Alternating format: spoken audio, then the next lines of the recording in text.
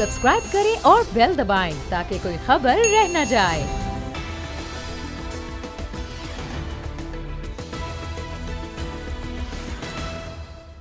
अस्सलाम वालेकुम, मैं हूं फैसल अजीज खान और आप देख रहे हैं अब बात होगी। वज़ीर आज़म पाकिस्तान ने कहा है कि महंगाई के खिलाफ हर हद तक जाएंगे और उन लोगों के खिलाफ कार्रवाई करेंगे। कहा जा रहा है कि वज़ीर आज़म चंद रोज़ में बड़े फैसले करेंगे।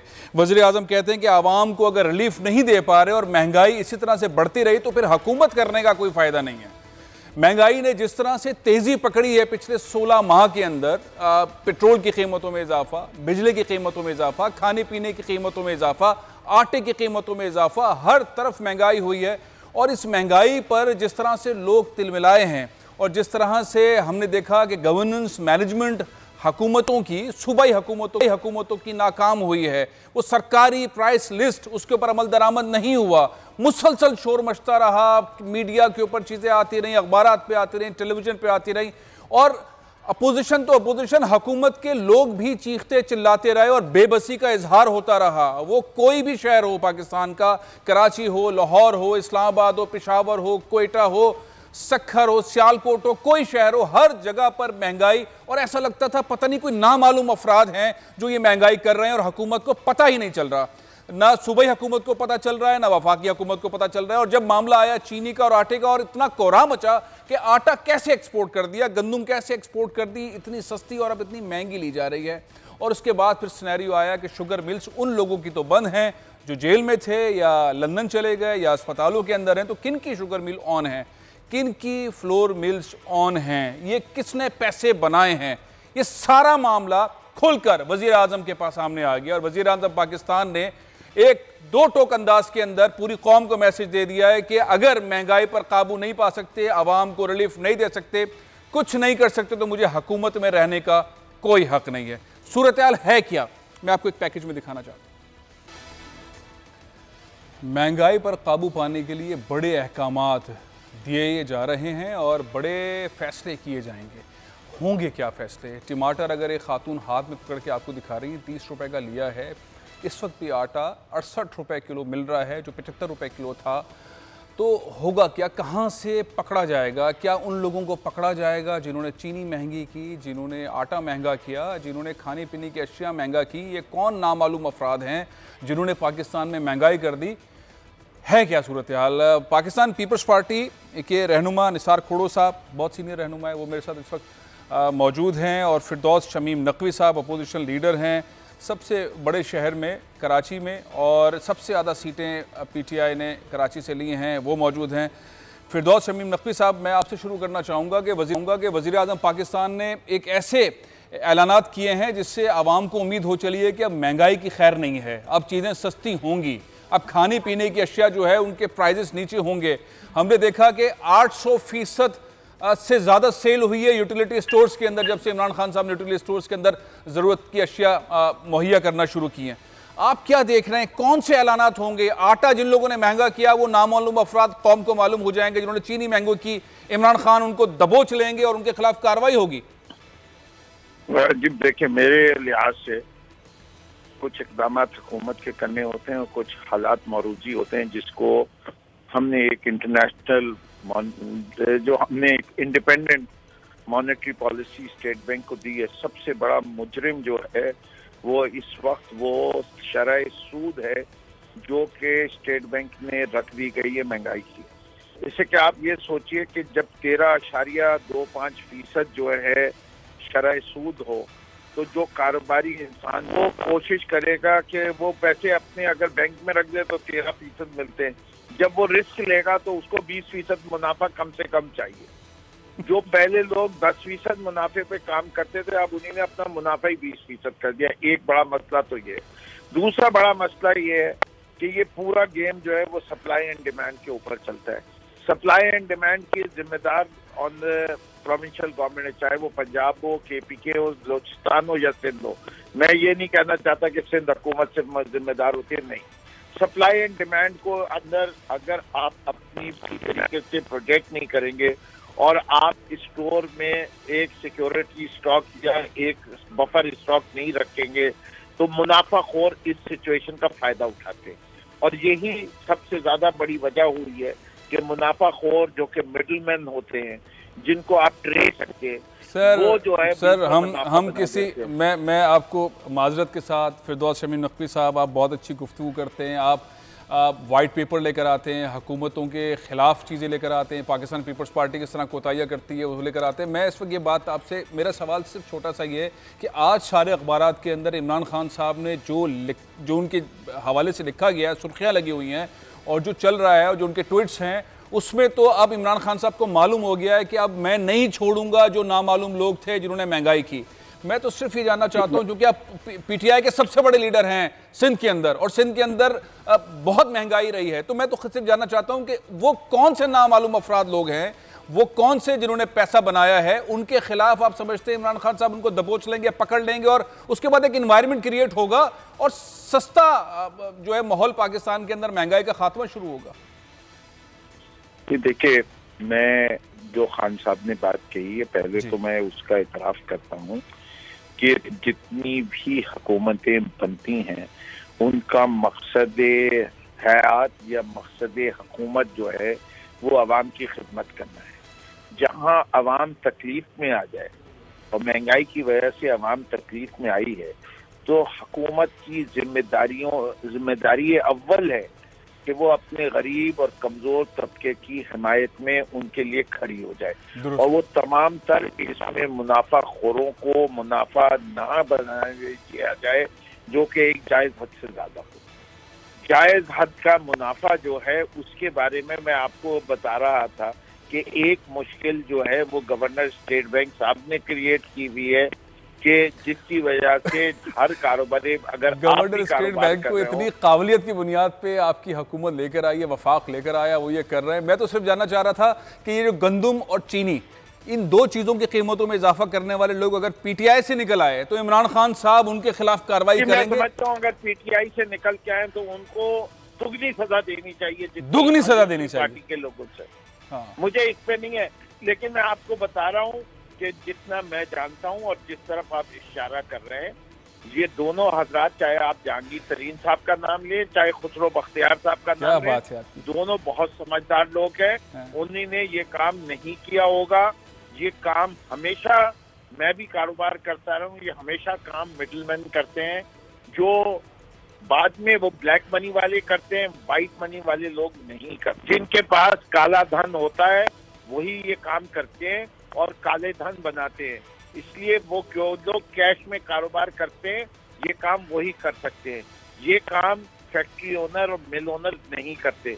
ये ट्रेस जब भी होगा, बीच में आपको मिडलमैन नजर आएगा और मिडलमैन को पकड़ने के लिए आपको बड़ी जो है, आपको बकायदा जाल बिछाना पड़ता है जिसके जरिए वो पकड़ा जाता है। अच्छा, फिरदौस शमीम नकवी साहब, हम समझते थे कि पीटीआई की गवर्नमेंट जो है, आपने बिल्कुल दुरुस्त फरमाया, मिडिल मैन को पकड़ना चाहिए और मेरा ख्याल इमरान खान साहब पकड़ लेंगे, ये हुकूमत पकड़ लेगी। लेकिन हम ये समझ रहे थे, पूरी कौम ये समझ रही थी कि इमरान खान साहब और उनकी टीम के अंदर ये सलाहियत है कि पाकिस्तान के अंदर जो पहले होता रहा है, पाकिस्तान पीपल्स पार्टी की गवर्नमेंट में, मुस्लिम लीग नून की गवर्नमेंट में और दीगर हुकूमतों में, वो बड़ी तैयारी के साथ आए, आवाम को हर लेवल पर, हर स्टेप के ऊपर सहूलत देंगे, नहीं तो बताते रहेंगे भाई मुश्किल आने वाली है, देखते रहना। ये महंगाई के हवाले से, जिस तरह से महंगाई बढ़ी है, उस तरह से बिल्कुल ऐसा लगता है इमरान खान साहब ने जो बयान दिया है, जो ट्वीट किया है, उससे ऐसा लगता है कि फौरन उन्हें अभी पता चला है और उन्होंने कहा कि अगर ऐसा नहीं कर सका तो हुकूमत में रहने की कोई मेरी जरूरत ही नहीं है।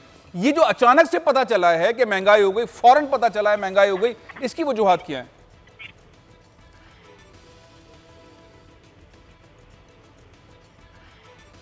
नकवी साहब, आपको आवाज आ रही है?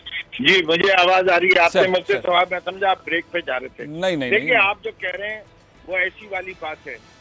आपके घर में 200 बोरी आटे की पड़ी हुई है और मालूम दिया आटा महंगा हो गया, तो ये आपकी समझ में आएगी बात?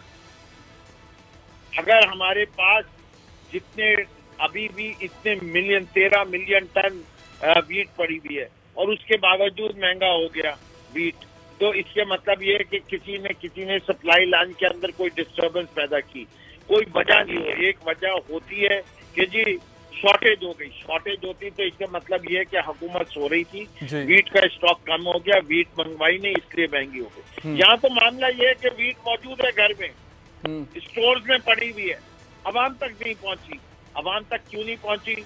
उसके लिए तमाम सूबाई हुकूमतें अपनी अपनी जगह जिम्मेदार हैं और वो अफसरान जिम्मेदार हैं और उन अफसरान के खिलाफ इंक्वायरी होनी चाहिए कि आपने स्टोर गोडाउन से मार्केट तक वीट क्यों नहीं पहुंचाई। आपने मुतालबा कर दिया है कि उन ब्यूरोक्रेट्स के खिलाफ कार्रवाई होनी चाहिए। किल्लत नहीं है इस सब मार्केट में, किल्लत होती है। अच्छा, आप मुतालबा कर रहे हैं कि वो ब्यूरोक्रेट जिनके पास ये नॉलेज थी, उन्होंने ये सब कुछ किया, उनके खिलाफ कार्रवाई होनी चाहिए। एक मिनट जी जी जी। अभी चीनी की कीमत बढ़ने की अगले क्रशिंग सीजन की बात हो रही है। क्यों? कि जो गन्ना आप 170 रुपए की मिलें खरीद रही थी, वो अब 100 रुपए मन के बजाय 220 रुपए मन पे खरीदेंगी। तो 50 रुपए मन जब बढ़ेगी चीनी तो कीमत आगे बढ़ेगी। अगर बिजली की कीमत बढ़ाएगी हुकूमत तो चीनी की कीमत बढ़ेगी। इससे क्रशिंग में बिजली इस्तेमाल होती है। अगर आपको चीनी ट्रांसपोर्ट ट्रकों के जरिए और पेट्रोल की कीमतें बढ़ेंगी तो चीनी की कीमत बढ़ेगी। वो कितनी बढ़ेगी वो उसकी मिकदार तय की जा सकती है। ये जो कीमतें बढ़ रही हैं, अचानक जो बढ़ रही हैं, ये किसी डिमांड ये नहीं है कि कॉस्ट ऑफ प्रोडक्शन बढ़ गई है। ये इसलिए कि somebody is making extra money। कोई प्रॉफिटेरियरिंग की इजाजत नहीं होनी चाहिए। प्रॉफिटेरिंग के ऊपर कंट्रोल करने के लिए सूबाई हुकूमतें जिम्मेदार हैं through their price control committee, through the food authorities जो हर सूबे में बनाई गई है। इसमें वफाक अगर कहीं जिम्मेदार है तो वो सिर्फ इस्लामाबाद कैपिटल टेरिटरी एरिया में जिम्मेदार है। लेकिन ओवरऑल कंट्री की सप्लाई एंड डिमांड सिचुएशन को मॉनिटर करना वफाक का काम है। अगर हर सूबे में इतनी मिकदार चीजों की मौजूद थी कि वहाँ शॉर्टेज ना हो। फिरदौस मेमन साहब, मैं आपकी बात समझ गया, मैंने आपका पॉइंट ले लिया। हम साबिक गवर्नर सिंध मोहम्मद जुबैर उमर साहब समझते हैं। गवर्नर साहब, आपने देखा, आपने इतनी बड़ी पार्टी को रन भी कर रहे हैं, देख भी रहे हैं क्राइसिस के अंदर ये जो महंगाई हुई है, जिस तरह से नकवी साहब फरमा रहे हैं, डिमांड एंड सप्लाई, और जो हुकूमत की पॉलिसी है जिसमें सूद, ज़ाहिर है ज़रा सूद अगर बढ़ जाएगा तो फिर तो लोग बिजनेस कम करेंगे, पैसा रखेंगे, सेविंग बनाएंगे। गलती कहाँ हो रही है हुकूमत से? और ये एहसास अचानक से जो इमरान खान साहब को हो गया कि मुल्क के अंदर महंगाई हो गई और उस पर काबू पाना है, और अगर काबू नहीं कर पाते और लोगों को रिलीफ नहीं दे पाते तो हुकूमत करने का कोई शौक नहीं है, कोई ज़रूरत नहीं है।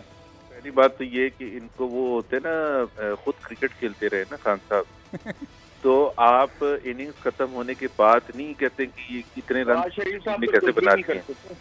आप पहले ओवर से जब वो छक्के चौके मार रहे होते तो उसी वक्त आप महसूस करते हैं कि तो बड़ा खराब हो जाएगा। अब मसला ये है कि अगस्त 2018 से जब से हुकूमत आई है तो हर महीने महंगाई के जो नंबर्स थे वो खराब ऊपर चलते रहे। तो ये एहसास इनको अभी कैसे हो गया 18वें महीने में एकदम से कि जी ये तो बड़ा खराब हो गया। आज से 4 महीने पहले की इन्फ्लेशन की फिगर उठा के देखते, इन्हीं की हुकूमत की रिलीज किया। हम कुछ नहीं कह रहे, तो उस वक्त क्यों नहीं एहसास हो। और सबसे ज्यादा इंपॉर्टेंट चीज होती है कोई भी हुकूमत होती है पढ़े लिखे लोगों की, तो वो ट्रेंड देखते हैं कि ट्रेंड अगर नेगेटिव है किसी चीज का भी इंडिकेटर का, तो आप उसी वक्त उसको फिक्स करने की कोशिश करते हैं कि ये क्यों नेगेटिव ट्रेंड है, क्यों इन्फ्लेशन ऊपर जा रही है। आपने जहां से ली थी 4%, वो हर महीने बढ़ती अब यहाँ आके आपको हिट किया है कि फूड इन्फ्लेशन रूरल एरियाज में 24% है और अर्बन एरियाज में 20% है। तो एक तो सबसे बड़ी ये गलती है। और ये काम होता है ECC का, economic coordination committee of the cabinet, जिसको हर महीने ये प्रेजेंटेशन होती है और वो देखते हैं कि महंगाई किस तरह से हो रही है हर एसेंशियल आइटम में। फिर वो देखते हैं स्टॉक पोजीशन, ये उनका काम है, स्टॉक पोजीशन देखते हैं और अगले 3 महीने का जायजा लेते हैं कि प्रोडक्शन क्या है, डिमांड क्या है, इस वक्त स्टॉक्स में क्या है। तो मौजूदा हुकूमत नहीं कर रही थी, जो भी फैसला करना है वो तो आज आप करें। मैं इसका जवाब देना चाहूंगा, ये बहुत लंबा चल रहा है। जी जुबैर साहब की बात पूरी हो जाए फिर आप जवाब दीजिएगा। जवाब दे दीजिएगा। तो अभी जिस तरह अक्टूबर तक आप बहुत लंबी होगी, लेकिन यहाँ रुक जाइए, फिर उसके बाद आगे आप जब चाहेंगे मैं सुनूंगा। जी कहिए नकवी साहब कहिए। जुबैर साहब इनके बात सुनते फिर आपकी तरफ आता हूँ। जी नकवी साहब कहिए। जी पहली चीज तो ये है कि इन्हीं ने कहा कि इमरान खान साहब क्रिकेटर है। इनको मैं ये याद दिलाना चाहता हूँ, इमरान खान साहब ऑक्सफोर्ड के ग्रेजुएट है फर्स्ट क्लास में, और इनको किसी जर्नल ने उठाया नहीं था बाप के कहने के ऊपर। जो सबसे निकलना है महंगाई की बात हो रही है हुकूमत के लिए। तो मेरी बात में जी बात कर लीजिए। मैं नवाज शरीफ साहब के ऊपर जो बातें करना चाहूंगा आप नहीं रोक सके।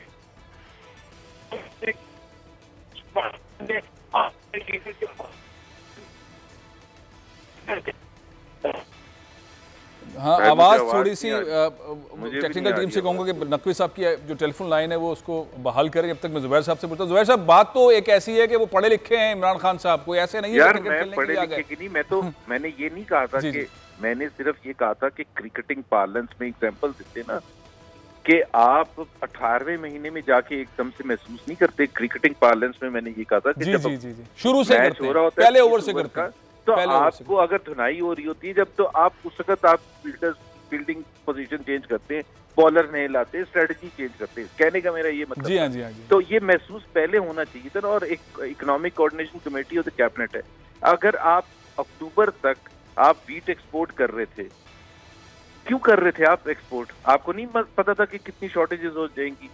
शुगर की आपने पिछले साल अप्रूवल दी एक्सपोर्ट करने की। और मैं ये भी बता दूं, क्योंकि खान साहब ही की लैंग्वेज में मैं बता रहा हूँ, इसमें सिर्फ मिसमैनेजमेंट नहीं है, इसमें सीरियस इश्यूज हैं। हम अब आज भी आपके टीवी के थ्रू मैं 10 दिन से ये कह रहा हूँ, इसका जवाब देते हैं कि गोदाम जो है, गोदाम जहांगीर तरीन के, चीनी के हवाले से, खुसरो बख्तियार के, वो चेक करवा ले सबके सामने, सारे कैमरास देखे जाए। मैं तो नाम नहीं ले रहा था, मैंने सवाल किया था, नकवी साहब ने उन दोनों का नाम ले दिया। जी, मैं साफ नाम ले रहा हूँ आपके सामने। आज तक ये जवाब नहीं देते भाई। गोदाम चेक करवाएं, स्टॉक पोजीशन पता चल जाती है कि माल कब आया था, कब से पड़ा हुआ है और बाहर क्यों नहीं निकला, पता चल जाएगा। मतलब इतना ओपनली। और मैं कह रहा हूँ मुझे लीगल नोटिस दे दे अगर मैं गलत हूँ। अभी अगर कह रहे हैं कि जी माफिया से, मैं मोहम्मद जुबैर आपको ये बता रहा हूँ, मैं आप पूछे इनसे कि भाई आप क्यों नहीं ये चैलेंज कबूल करते। दूसरी चीज ये, नकवी साहब ये बहुत खुल के बात की है मोहम्मद जुबैर साहब ने कि दोनों लोगों का, जिनका मैंने इशारा दिया था, आपने नाम ले लिया, आपने कहा ये दोनों मुलविस नहीं है, जहांगीर तरीन साहब भी नहीं है, खुसरो बख्तियार साहब भी नहीं है, लेकिन अगर ये दोनों मुलविस हैं तो फिर क्या इनके खिलाफ एक्शन होगा? तो गोदाम चेक करवाए ना। नकवी साहब गोदाम चेक करवाएंगे? मेरी बात सुनिए जी, कहिए। बेसिकली जो पहली बात वो बिल्कुल दुरुस्त है। जी जी जी, मैं सीधा जवाब दे रहा हूँ, मैं घुमा फिरा के बात नहीं करता। जी जी, देखिए बड़ी सीधी है। जो इन्होंने पहले बात कही वो बिल्कुल दुरुस्त है कि स्टॉक पोजीशन पे वो दिखनी चाहिए। एक प्राइवेट सेक्टर की शुगर मिल है, I will sell my product when I want to, it is not जब चाहूँ। मुझसे कितनी डिमांड की, कितनी गवर्नमेंट ने खरीदने की कोशिश की, अगर गवर्नमेंट के गोडाउन में शुगर इनफ है और मैं अपनी शुगर नहीं बेचना चाहता मार्केट में, वो मेरी मर्जी है, ठीक है। लेकिन गवर्नमेंट को अपने स्टॉक्स, स्ट्रेटेजिक स्टॉक्स रखने चाहिए और गवर्नमेंट को उनको रिलीज करना चाहिए। ये कोई जरूरी नहीं है कि अगर उन्हीं ने अपनी मिल में चीनी स्टोर की है, वो उनका डिसीजन है, उनका कैश फ्लो फंसता है। He is a private sugar mill operator, he is not a government sugar mill. चले, उसको चेक भी करना चाहिए। इमरान खान साहब ने कहा जो भी मुलविस होगा उसको पकड़ा जाएगा। मैं चाहता हूं गुफ्तगू में निसार खोड़ो साहब को भी शामिल कर लूं। मैं मोहम्मद जुबैर साहब और आपको चंद लम्हों के लिए यहाँ पे रोककर, निसार खोड़ो साहब, मुल्क के अंदर महंगाई के ऊपर नोटिस ले लिया है वजीर आजम पाकिस्तान ने। वो कहते हैं कि अगर हम सहूलत प्रोवाइड नहीं कर सकते, आसानियां पैदा नहीं कर सकते, तो हमें हुकूमत में रहने का हक नहीं है। अब ये 16-18 महीने के बाद जो एहसास हुआ है इस मुल्क के अंदर महंगाई का, इमरान खान साहब को आप किस नजर से देखते हो? और सिंध की हुकूमत ने कौन से इकदाम उठाए हैं महंगाई को कम करने के लिए? जितनी महंगाई बढ़ती गई और वो डालते रहे वफाक के ऊपर। जनाब आली, आपका बहुत शुक्रिया कि आपके थ्रू और अखबारों के थ्रू मुझे ये पता चला कि इमरान खान कह रहा है कि अगर महंगाई को हम कंट्रोल नहीं कर सकें तो हमें हुकूमत में रहने का हक नहीं। उन्होंने 17-18 महीने से हुकूमत चला रहे हैं और पहले दिन से ही काम वो शुरू हो गया कि 100 दिन में फेल हुए और उसके बाद डॉलर बढ़ा और उसके बाद ये महंगाई बढ़ी, उसके बाद तेल भरा, हर दूसरे दिन तीसरे दिन बिजली के नर्ख बढ़े, गैस के नर्ख बढ़े और मजबूर किया अवाम को कि अब वो यूटिलिटी बिल्स को न देने का ऐलान करें। ये सब कुछ वो करते रहे, हम देख चुके हैं, हम देख रहे हैं, हम इंतज़ार कर रहे थे। अब उनकी अकल है कि वो सिर्फ ये कहते हैं कहीं से पैसे लाओ और यूँ करो। अबे कैसे पैसे लाओगे? IMF आपको कहती है टैक्सेस बढ़ाओ जी, और IMF से आप टक्कर ले नहीं सकती क्योंकि उनके बगैर आपका चारा नहीं। आप कुव्वत खरीद बढ़ा सकते नहीं हो क्योंकि आपने तो रोजगार देना नहीं, आपने तो तनख्वाहों का इजाफ करना नहीं, आपने तो क्रॉप के जो पैसे हैं उनको भी आपने बढ़ाने में कोई मतलब मदद नहीं की। न कुव्वत खरीद बढ़ रही है, न सब्सिडी दे रहे हो, सब्सिडी देने से IMF आपको रोक रही है कि वो कहीं टैक्स और लगाओ, सब्सिडी भी ख्वाब देखना छोड़ दो, और सब्सिडी के ख्वाब देखना छोड़ दो। सब चीज़ों से वो इस तरह से आपको कोने में करते जा रहे हैं। आप मिन्नतें और समाजतें करते रहते हैं IMF से कि हमारे साथ कोई रहम करो, कोई रहम करो, कोई रहम करो, रहम करने वाला कोई है नहीं। दूसरी तरह से बढ़के मार रही है हुकूमत कि हमने 10 अरब डॉलर ले आए हैं, 10 अरब डॉलर ले आए पाकिस्तान के लिए। तो फिर अवाम पूछते हैं कि भाई हमारी ज़िंदगी क्यों आसान नहीं हो रही। आपने अगर कहा कि जी दालें इंपोर्ट करते हैं तो कोई शर्म आनी चाहिए हुकूमत को कि वो दालों के नरख क्यों नहीं मुकर्रर करती, क्यों नहीं उनको इंसेंटिव देती। ये मुल्क जरखेज है, ये मुल्क जरखेज है। अगर गंदम में हम एक्सपोर्टिंग कंट्री बन सकते हैं तो क्या दालों में नहीं बन सकते? बिल्कुल बन सकते हैं। क्या सब्जियों में नहीं बन सकते? हमारे टमाटर, हमारे आलू, हमारी प्याज, हमारी और चीजें, सारी चीजें जो है यहाँ मुल्क में इतनी महंगाई, आप एक्सपोर्ट की बात कर रहे हैं खोड़ो साहब, मुल्क में मौजूद नहीं है। 300 रुपए किलो टमाटर हो जाए 30 रुपए वाला। तो ये पॉलिसी डिमांड एंड सप्लाई की बात जो नकवी साहब कर रहे थे उसी बात के ऊपर है ना। इस सूबाई हुकूमत की रिस्पांसिबिलिटी बनती है ना। कह रहा हूं ना कि अगर काश्तकार लगाता है, हेलो जी जी, अगर काश्तकार लगाता है तो वो क्या कहेगा कि मुझे कुछ मिले ना। आप जो इंपोर्ट करते हैं तो वो क्या बहुत सस्ती होती है? आपने डॉलर महंगा करके इंपोर्ट को क्या महंगा नहीं कर दिया? बहुत आगे आपने डॉलर को महंगा करके इंपोर्ट पे आपने अपने ऊपर खर्चा बढ़ा नहीं दिया? जो इंपोर्टिंग करते हैं, इंपोर्टिंग का बिल अगर होता है तो फिर आप डेफिसिट फाइनेंसिंग की बात करते हैं, बैलेंस ऑफ पेमेंट की बात करते हैं, ये करते हैं, वो करते हैं। कोई तो सोचो ना, वो कोई तो सोचो कि जहां अगर काश्तकार को प्रोटेक्ट करना है कि वो वाफिर मिकदार में अगर कोई चीज पैदा करेगा तो जाहिर है उसके नर्ख कम हो जाएंगे, उसके रेट कम हो जाएंगे, लेकिन कोई बेसिक तो हो ना, कोई बेसिक तो हो। थोड़ा सा मैं एक ब्रेक ले रहा हूं। नकवी साहब भी मौजूद है, मोहम्मद जुबैर। एक और इंपॉर्टेंट मामला, इस महंगाई के साथ साथ जो हुकूमत को एहसास हो गया है कि महंगाई को कम किए बगैर आगे नहीं बढ़ा जा सकता। अब देखते हैं कौन कौन से स्टेप्स होंगे, इस पर हम वक्फे के बाद बात करेंगे। और एक और बात करेंगे कि हमारे चीफ जस्टिस ऑफ पाकिस्तान जनाब गुलजार अहमद साहब ने बड़े एक्शन लिए और कल हमने देखा कराची में बड़े पैमाने पर एक्शन हुए। इन एक्शन से कराची के लोग खुश हैं, लेकिन कुछ लोग खफा भी हैं और खौफ में भी हैं। इस पर गुफ्तगू करेंगे इस वक्फे के बाद।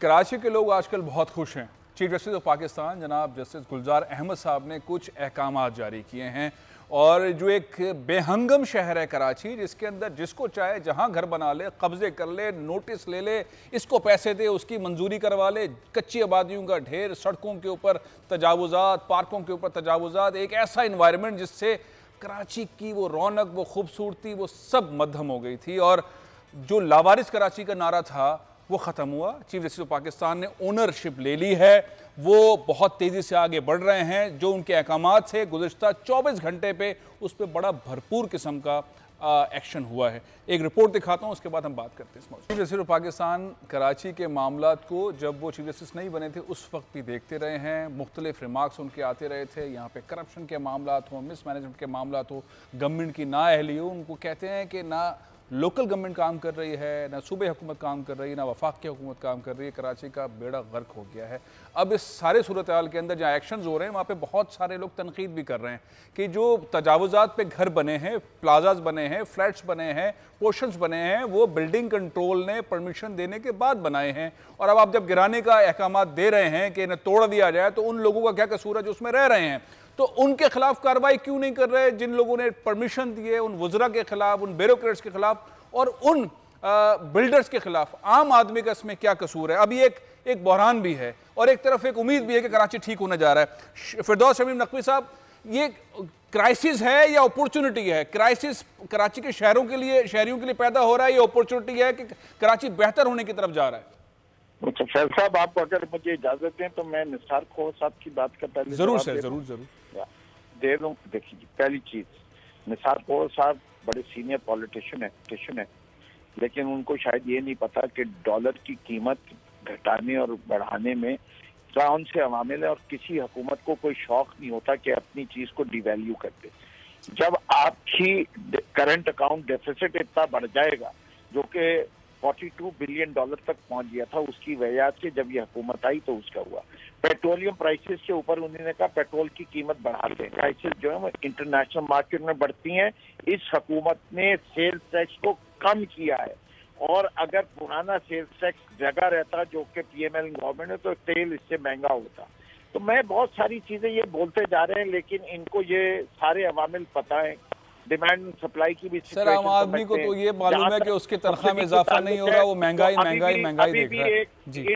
अभी भी एक इनडायरेक्ट सब्सिडी दी गई है फार्मर्स को कि जीआईडीसी जो है फर्टिलाइजर्स पे हटा दी गई है, जिसकी वजह से ऊपर उनको गैस सस्ती हो गई, which is the main component का फायदा होगा। जहां तक सपोर्ट प्राइस मैकेनिज्म का ताल्लुक है, जो सपोर्ट प्राइस फार्मर्स ग्रुप ने दे रहे हैं वो एक्सेप्ट की जा रही है।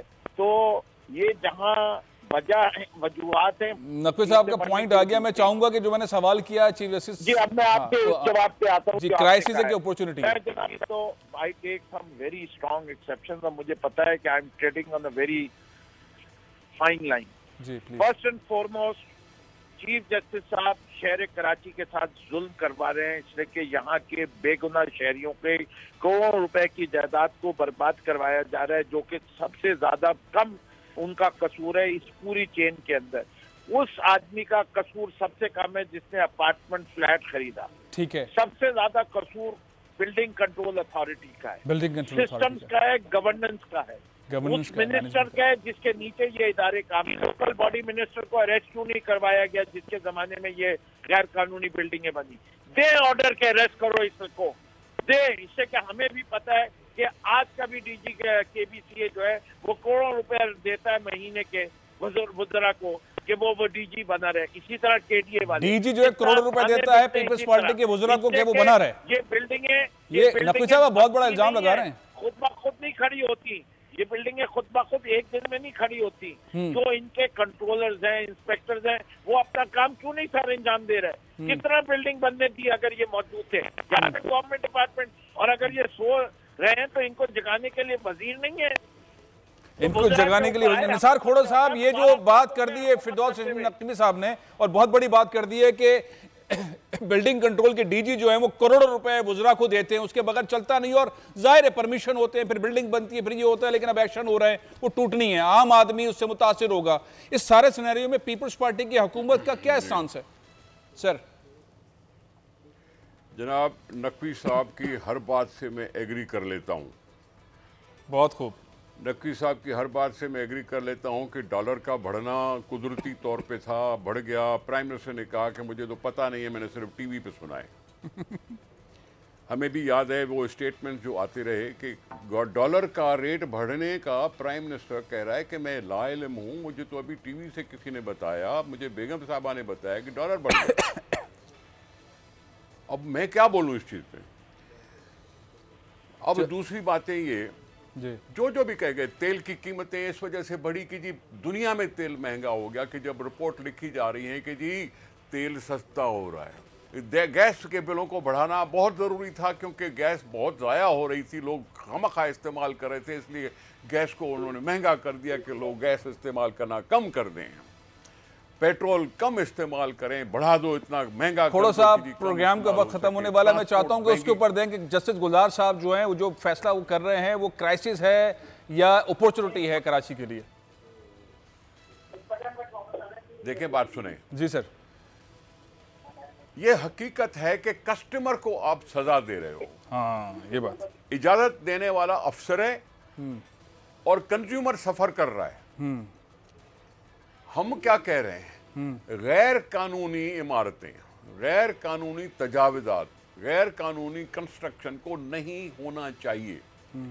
अगर सुप्रीम कोर्ट साहब ये भी कह देती कि जी फलां टाइम पर फलां ऑफिसर की वजह से ये हुआ, उसको सजा दो, तो फिर भी कोई बात समझ में आती थी। जिम्मेदार को पकड़ा जाए। छत रखा हुआ है, वो उस बेचारे को कल ये पता चले कि मेरा घर गिर जाएगा, तो यकीनन वो परेशान तो होगा ना। आवाम वो बहुत ज्यादा परेशान होगा। बहुत बहुत शुक्रिया निसार खोड़ो साहब, बहुत बहुत शुक्रिया। जगह दे नकवी साहब, बहुत अहम मौजू है। चीफ जस्टिस ऑफ पाकिस्तान बड़े बड़े एक्शन ले रहे हैं, कराची के लोग खुश भी हैं, एक क्राइसिस भी खड़ा हुआ है, एक अपॉर्चुनिटी भी है कि कराची अच्छा इंटरनेशनल सिटी बन सकता है, लेकिन जिम्मेदारान के खिलाफ एक्शन नहीं होगा, जैसा कि निसार खोड़ो साहब भी कह रहे हैं, पीपल्स पार्टी की हुकूमत है वो भी कह रहे हैं, पीटीआई अपोजिशन के अंदर है, अपोजिशन लीडर भी कह रहे हैं, फिरदौस शमीम नकवी साहब, कि जिम्मेदारान के खिलाफ तो कार्रवाई हो, लेकिन मामला ये चलना चाहिए। लोग खुश हैं चीफ जस्टिस ऑफ पाकिस्तान के एक्शन से, लेकिन हाँ, आम आदमी को, आम कंज्यूमर को उससे नुकसान नहीं होना चाहिए। ब्रेक ले रहा हूं। ब्रेक के बाद एक और बड़ा फैसला हुआ है, 5G पाकिस्तान में लाने का फैसला किया है। 5G पाकिस्तान में आ रहा है, नई टेक्नोलॉजी आ रही है, नई टेक्नोलॉजी आ रही है, बड़ी इन्वेस्टमेंट हो रही है। इस ब्रेक के बाद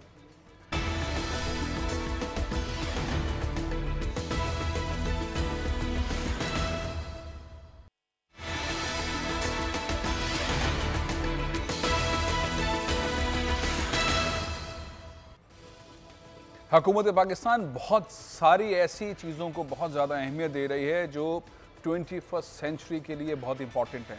4IR की टेक्नोलॉजी है, 4th इंडस्ट्रियल रेवोल्यूशन की टेक्नोलॉजीज़ हैं। उसके अंदर हम देख रहे हैं कि 5G एक टेक्नोलॉजी है जिससे बहुत मुतहर्रिक हो सकती हैं चीज़ें। इंटरनेट ऑफ थिंग्स के ऊपर फोकस किया जा रहा है, आर्टिफिशियल इंटेलिजेंस के ऊपर फोकस किया जा रहा है, क्लाउड नेटिव कंप्यूटिंग के ऊपर फोकस किया जा रहा है। इमरान खान साहब बड़े बड़े टास्क फोर्स बना के पाकिस्तान के बहुत अहम लोगों को उसमें कनेक्ट कर रहे हैं। एक इजलास हुआ है और बहुत अहम इजलास था, उसके अंदर तय हुआ है कि 5G की जो टेक्नोलॉजी है वो पाकिस्तान में लाई जाए। डॉक्टर अताउर रहमान साहब जो वफाकी वजीर रहे हैं, टास्क फोर्स के सरबराह भी हैं, 3-4 टास्क फोर्स के अंदर हैं और अभी उन्हें रिसेंटली एक अवार्ड भी चाइना के अंदर मिला है, वो मेरे साथ टेलीफोन लाइन पर मौजूद है। डॉक्टर साहब आपका बहुत बहुत शुक्रिया, एक बार फिर आप एक खुशखबरी के साथ प्रोग्राम में शामिल हैं।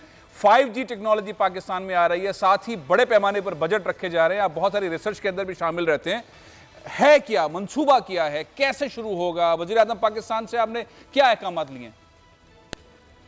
शुक्रिया बहुत बहुत। एक्चुअली 6 इश्यूज हैं जो रिजॉल्व करने हैं हमें। ठीक है। जिसमें सबसे पहला इशू जो है वो फाइबर कनेक्टिविटी का है कि हमें जो डिजिटल पाकिस्तान बनाना है तो टावर टू टावर कनेक्टिविटी जो है सारे शहरों के अंदर वो सारी होनी चाहिए।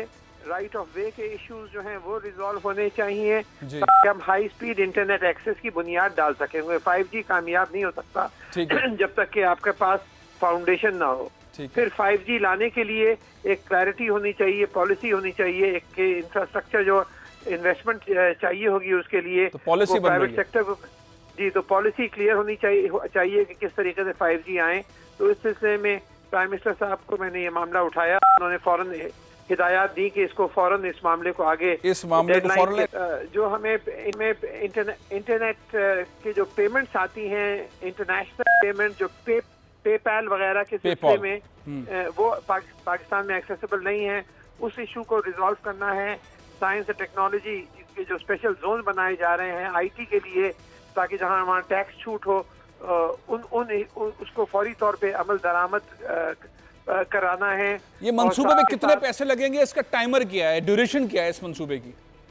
ये जो है ये कुछ जो पॉलिसी डिसीजंस हैं वो तो अगले 1 महीने के अंदर हो जाएंगे। अच्छा। और कुछ जो इम्प्लीमेंटेशन जो है चीजों की वो 1 साल 2 साल 3 साल रोल आउट जो है जैसे 5G का उसमें टाइम लगेगा, लेकिन क्लैरिटी आनी चाहिए कि किस तरह थोड़ा टाइम। डॉक्टर साहब मेरे साथ आप टेलीफोन लाइन पे रहिएगा। प्रोफेसर ज़ियाउल्लाह खान साहब मेरे साथ मौजूद हैं जो कि पढ़ाते हैं बहुत सारे हज़ारों लोगों को 5G की तालीमात भी दे रहे हैं, आर्टिफिशियल इंटेलिजेंस भी पढ़ा रहे हैं, क्लाउड नेटिव कंप्यूटर भी पढ़ा रहे हैं। ज़िया साहब ये बहुत अच्छा डिसीजन हुकूमत ने लिया है, डॉक्टर अताउर रहमान भी ब्रीफ कर रहे थे। ये 5G आ तो रही है, आप इसमें जो पढ़ा रहे हैं वो इंटरनेशनल स्टैंडर्ड के तहत ही चीज़ें पढ़ा रहे हैं। हमारे पास कितने लोग तैयार हो जाएंगे, कितने वक्त में तैयार हो जाएंगे, और पाकिस्तान इस फेज के अंदर 4th इंडस्ट्रियल रेवोल्यूशन के अंदर कितनी तेजी से आगे बढ़ रहा है?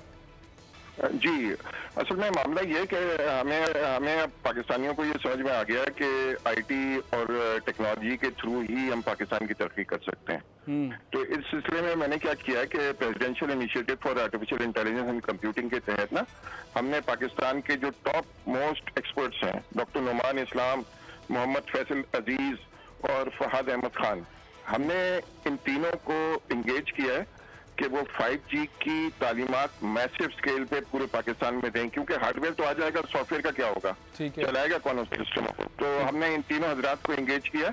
ये इंशाल्लाह अगले कोई 20 दिन के अंदर अंदर पढ़ाना शुरू कर देंगे, 3 हफ्ते के अंदर अंदर। कहाँ पढ़ाएंगे? और ये 5G और सॉफ्टवेयर डिफाइंड नेटवर्क जो उसका बेस इंफ्रास्ट्रक्चर क्रिएट करता है 5G के लिए। ठीक है। तो इंशाल्लाह इससे काफी बेहतरी आएगी सूरत हाल में। अच्छा डॉक्टर साहब, ये जो ज़िया साहब का प्रोग्राम है, आप भी इसके साथ वक्त के साथ साथ कनेक्ट रहते हैं, अपडेट रहते हैं, क्या हमें दोनों फेस के ऊपर साथ काम करने की ज़रूरत है कि पढ़ाना भी चाहिए और टेक्नोलॉजी भी आए, ताकि हम खाली टेक्नोलॉजी से इस्तेमाल करने की हद तक ना रहे बल्कि उसमें आगे बढ़ने तक का रोल मॉडल भी हमारे पास हो? आपके पास क्वालिटी ह्यूमन रिसोर्सेज नहीं होंगे, जब तक खाली टेक्नोलॉजी लाना बेकार है।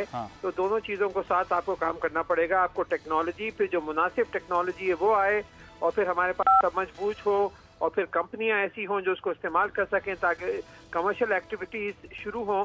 तो ये पूरा जो है गवर्नमेंट का अपना रोल है, टीचिंग और एजुकेशन का अपना रोल है, और जो कमर्शियल एप्लीकेशन जो हैं जो इनको कंपनीज को करनी है उनका अपना रोल है, और इन तीनों के अंदर हम आहंगी लानी होगी ताकि हम तेजी से आगे। बहुत बहुत शुक्रिया डॉक्टर अताउर रहमान साहब, बहुत बहुत शुक्रिया प्रोफेसर ज़ियाउल्लाह खान साहब। पाकिस्तान फोर्थ इंडस्ट्रियल रेवोल्यूशन की टेक्नोलॉजीज़ हैं जिसके अंदर 5G बहुत इंपॉर्टेंट है, उसके ऊपर पैसे खर्च करने जा रहा है 50 बिलियन रुपए। ये जो कल एक इजलास हुआ उसके अंदर जो टेक्नोलॉजीज़ हैं उसके अंदर artificial intelligence, cyber security, cloud native computing, internet of things, in subject के ऊपर इमरान खान साहब बहुत तेज़ी से आगे बढ़ रहे हैं। प्रेसिडेंट ऑफ पाकिस्तान आरिफ अलवी साहब भी इसके अंदर लूप के अंदर है, डॉक्टर अताउर रहमान इस पे काम कर रहे हैं, उस्मान डार साहब इसमें काम कर रहे हैं, काजी राहत अली इस पे काम कर रहे हैं, प्रोफेसर ज़ियाउल्लाह खान साहब इस पे काम कर रहे हैं। तेज़ी से काम हो रहा है। ये एक रोशन पाकिस्तान के लिए एक सब्जेक्ट है और इसके समरात पाकिस्तान को बहुत तेज़ी से मिलना शुरू होंगे अगर इसी फोकस के साथ काम होता रहा। प्रोग्राम यहाँ ख़त्म कर रहा हूँ, इंशाल्लाह फिर मुलाकात होगी। इजाज़त दीजिए। पाकिस्तान जिंदाबाद।